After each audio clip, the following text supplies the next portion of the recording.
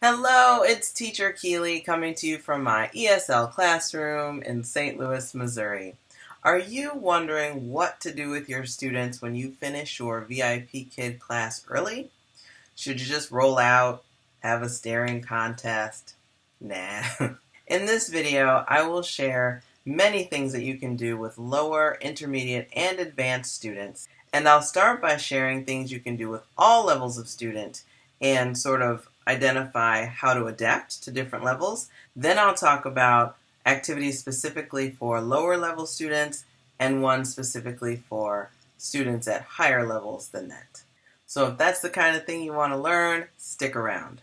But first, I have a feeling you might already be a Vipkid teacher if you're watching this video. But in case you're not, and you're interested in applying, click the link below to apply and make sure that my referral code is entered. And that way I can help you through the hiring process to get you hired and then get you students. While you're at it, if you find information on online teaching valuable, go ahead and subscribe to my channel and click the bell so that you get notified whenever I release a new video. Okay, on to those ideas for what to do when you finish early, because you're not supposed to leave. The first set of ideas I'll share will be for all levels of students. So one thing you can do with a student at any level is play Pictionary. You can do this on a whiteboard with your whiteboard markers, or you can do it on a tablet. You can draw on the tablet. And with Pictionary, in case you're not clear, you just draw something and then the other person guesses what you were drawing. After your student guesses what you've drawn, you can give them a turn so they can draw something for you to guess. And you can go back and forth, and that's how you can spend the rest of class. The way to differentiate that for different levels is based on what you decide to draw. It would help if you drew something that was related to the lesson.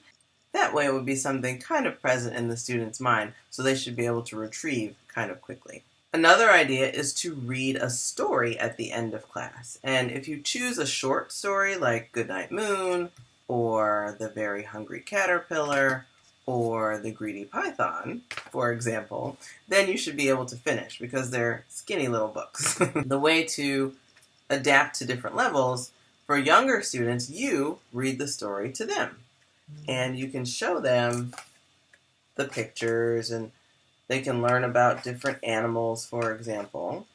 And for upper level students, once they know how to read, then you can have them read the story to you, in which case you would hold the book a bit closer to the camera so then they could see the words clearly. You could do a scavenger hunt with your students.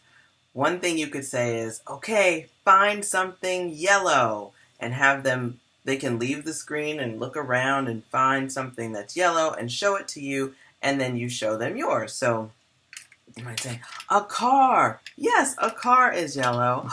Microphone, yellow. S, yellow. Pencil. And then with upper level students, you could have them find something of a certain color and then have them describe what it's for. You also could change what you're searching for. So rather than ask them to find something yellow, you could ask them to find something that bounces. Consider what's in your lesson, and you can think about things that are relevant to the student that they're likely to be able to guess or do. You could play Simon Says. With older students, you could play traditionally, and I've done this and the kids really like it. With younger students, you might not include Simon. You might just give some commands like, touch your head, touch your nose, touch your ears. And that way, they're learning something, they're following a command. You might have them repeat it so that they're working on their pronunciation, but that's something valuable you can do at the end of class. If you are teaching from a laptop or a Chromebook or an iPad, you could take your student on a tour of your house. And this is something that would be especially relevant in level 4 when we talk about parts of a home. So you could show them, this is the living room, this is the dining room, this is the kitchen, this is the bathroom, or have them guess, where am I, based on what they see. And that's something that could be fun because then they can get to know more about where you live, but then is also relevant to the lesson. With younger kids, you might take them somewhere where there are things that you know they know the words for, and say, "What do you see?" And then they can just look around in the new room where you are. So it gives them something new to look at and an activity to do to find something, and then they're also using their vocabulary to describe what they see. Speaking of asking what they see, you could play a game of I Spy. There are many I Spy books that you could get at the library or from Amazon. You can also find I Spy in a simple internet search. And here is one I Spy game. You can say something like, "I spy something red." Your student can look and ask, is it a button? Is it a ladybug? Is it the letter B? You could do this with older students, more advanced students, by saying, "I spy something that can be alive." And they can look, and there are many insects, and I see a frog. So they have some choices. And we talk about living things, and they should be able to figure that out when they're in the upper levels. Also, if you're using a laptop, Chromebook, or iPad, you can do like a scavenger hunt in your house and tell your student, "We are going to find the candy." And then your student has to tell you which way to go. They could say, "Go to the kitchen," or "Turn left." So they're practicing commands and you're following them, and then you're going to help them find the candy or whatever you hid.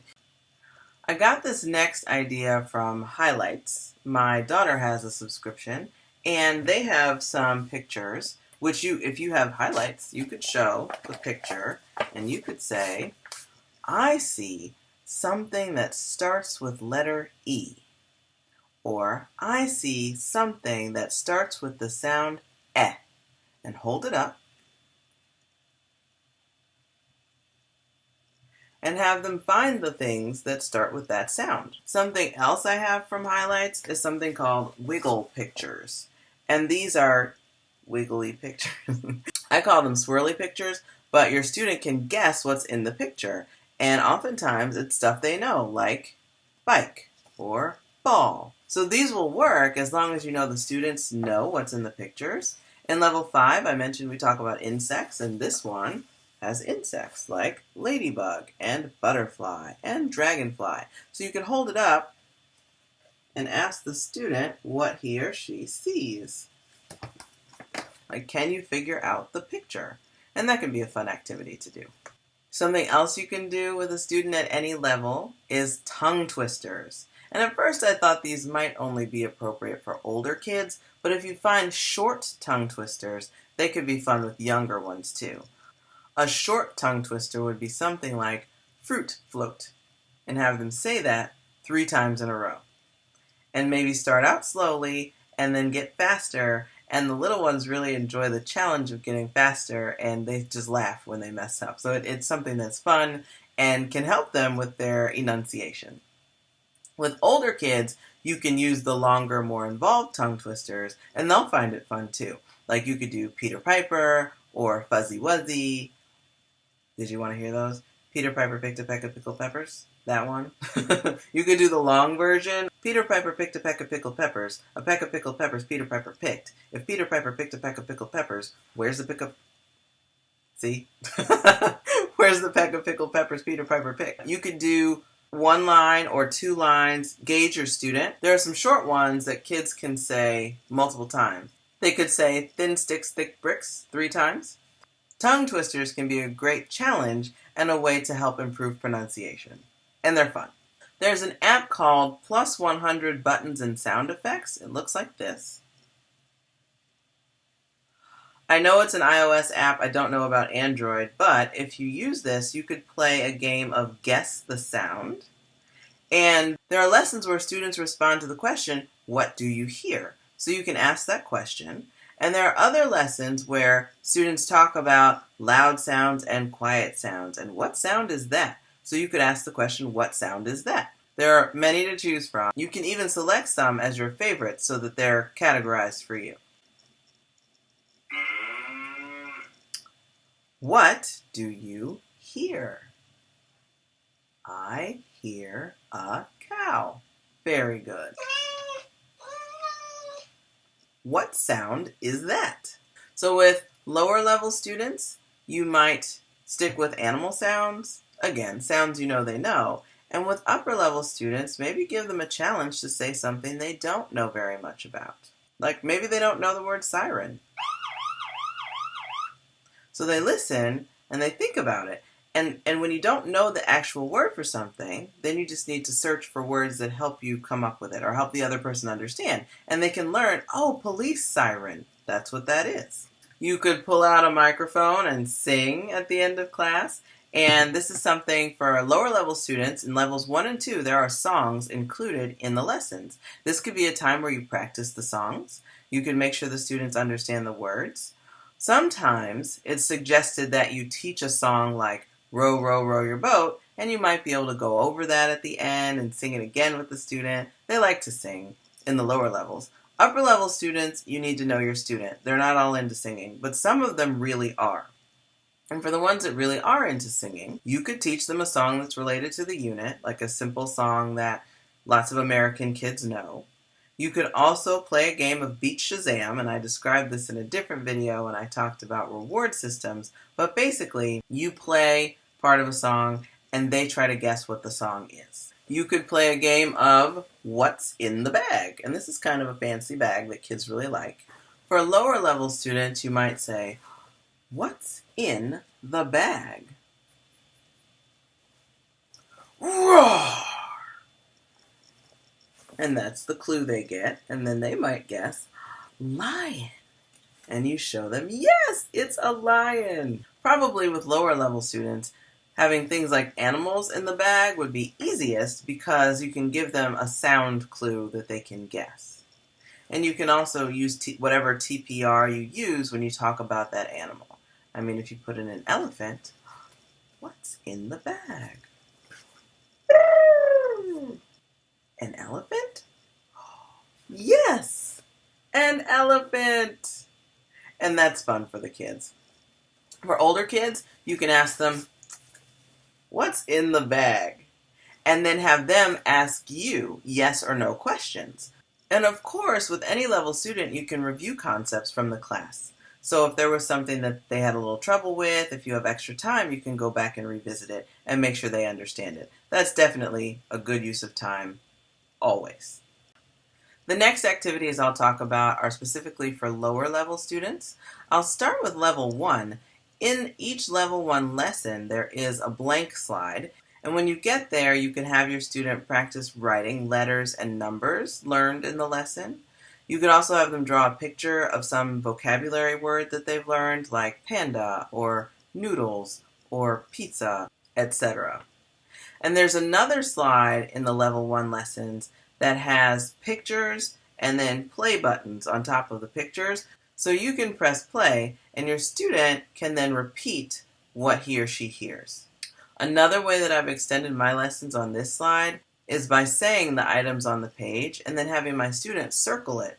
I might even just say, find pear, pear, circle pear. And they say pear and they circle it. You could have lower level students explore props with you and just ask the question, what is it? And also with your lower level students, you could use something like a lookbook. This is actually a youth travel publication, but when you have magazines or books like this around, you can use the pictures in your class. You can ask, what do you see? And when they tell you they see zebras, you can ask, how many zebras? 1, 2, 3. So you've been able to extend with vocabulary and also with counting. So these kinds of books or magazines can be helpful in your class too. And now for upper level specific activities. And by upper level in this video, I just mean beyond level 2. One thing you can do is have a conversation with your students. By the time they're in level 3, they have fairly solid conversational skills. This is a great opportunity to ask your student questions, build rapport with them, and just get to know them a lot better. You could teach them how to play 2 truths and a lie. And that's the game where you say 2 things about yourself that are true and 1 is not true. And then the other person has to guess which one is the lie. So that would be fun to sort of test their creativity and see how well you already know each other. You could play charades, and you may need to teach the student how to play charades, but once you do it, you might even think about a theme and have, take turns acting things out and guessing. Kids have a lot of fun with charades. You could do a few different things with the vocabulary from the lesson. One thing is you can play hangman. You can do that on a whiteboard, or you can use an app. In my video on reward systems, I show the app that I use, so you can check that out if you want to. I'll link it below. You could even have a student unscramble vocabulary words, so you could say, unscramble the word. And this word, unscrambled, is swing. And it's taken directly from a lesson, so as long as you use something that is familiar to them, they should be able to get it. You could also have students tell you the missing letter. You can use sight words. This sight word is some. So I could say, the word is some. What is missing? And this helps them practice their spelling. You could do this with a vocabulary word as well. There's another word game you can play where you change one letter of the word to make a new word and alternate turns. It looks like this. If we start with the word MEPS, then my student might say, change P to T. So now we have METS. And I might say, change M to B. And now we have BETS. So you can see how you can just make small alterations in a word and come up with a new word, and you can alternate back and forth. You can also have your student teach you something. You might want to know a certain word in Chinese, and that puts them in the position of the teacher. And so you can ask them, how do you say sister in Chinese? And then they need to understand what you said and return something to you. It's still a good way for them to work on their English skills. They have to think about the translation and then explain it to you. If you like board games like I do, you might have some in your house that you can just pull out and play with your students too. I love this game. It's called Encore, and you get the clue. You got the word, can you sing a song? Encore comes with a big stack of cards, so you can just adapt this to not really needing the board and just using the cards. Each card has words on the back with a bunch of colors, and you could choose to roll the die or not. The die will tell you what color to choose, but you might not have all day at the end of your class, so you might just decide to ask, can you think of a song with the word rock in it? They might come up with Rock Around the Clock or Jailhouse Rock. Once they come up with the song, what they're supposed to do is sing at least 6 words in the song. So you could adapt this to your student. Like maybe say, sing 3 words, or sing 6 words if that's what they can do, if they can think of the song. Or you might just have them think about the title, and can you come up with a song with this word in the title? So you can adapt the game, but I like the idea. It's a fun game to play with kids that know music. Because what you really want them to do is sing some of the words of the song. That's what keeps it so fun. And finally, something that you should reserve for advanced students only is jokes. You could tell the student jokes, and maybe the student knows jokes too. And I say this is for advanced level students because humor can be tough to get, but it's especially challenging in a second language. But I've had students that have really enjoyed jokes, and this could be something really fun to do. So you might ask, what do you call a dinosaur that is sleeping? And the student may or may not know. But the answer is a dinosaur. And then they can laugh or think about it and then figure out why it's supposed to be funny. I mean, obviously it's not hilarious, but the idea is that you're introducing them to some humor and having some fun and helping them practice their language. So those are my ideas for different ways that you can keep your student engaged even if you finish the lesson before the 25-minute mark. I hope this video was helpful to you. If it was, please give it a like. And in the comments, why don't you let us know some of the things that you do when you finish class early. This can be a great place to learn from each other. Remember, subscribe to the channel and click the bell so you get notified whenever I release new videos. Thank you for being here. I'll see you on the next one. Bye for now.